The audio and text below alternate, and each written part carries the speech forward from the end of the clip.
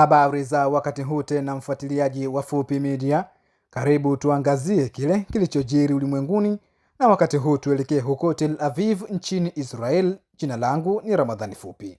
Tangu rais wa Marekani bwana Donald Trump alipoingia madarakani mnamo Machi 20 mwaka huu, mataifa mbalimbali ambayo yalikuwa na uhusiano wa karibu na Marekani kwa sasa ni kama vile yanaanza kupishana Kiswahili.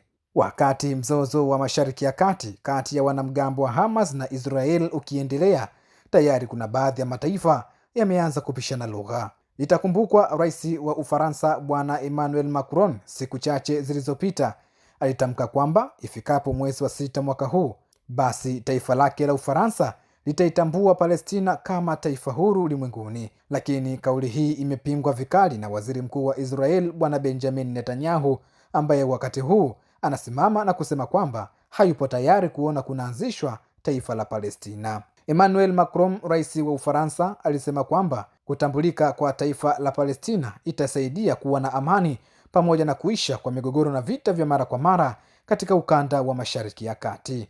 Kufuatia kauli hiyo ya Macron, waziri mkuu wa Israel Benjamin Netanyahu amemlaumu rais huyu wa Ufaransa, huku akisema kwamba Palestina ipo karibu sana na miji ya Israel, hivyo anahofia huenda Iran itaifanya Palestina kuwa ngome yao ya kijeshi, na hali hii itasababisha wasiwasi na madhara kwa Israel. Ndio maana bwana Netanyahu hakutaka kuwepo kwa taifa la Palestina kama ilivyo kwa wakati huu.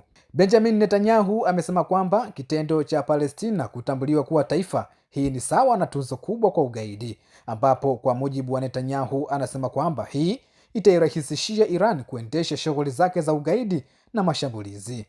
Akizungumza na rais wa Misri Abdel Fattah al-Sisi alipofanya ziara yake nchini humo, rais wa Ufaransa Emmanuel Macron alisema kwamba Palestina inapaswa kutambuliwa kama taifa huru na wala si mamlaka, na kwa upande wa Ufaransa itaitambua Palestina kama taifa huru mnamo mwezi Juni mwaka huu, alisema bwana Macron alipokutana na rais wa Misri. Mfuatiliaji wa Fupi Media, hayo ni machache yaliyojiri wakati huu, ambapo rais wa Ufaransa bwana Emmanuel Macron anasema ifikapo mwezi wa 6 mwaka huu taifa lake la Ufaransa litaitambua Palestina kama taifa.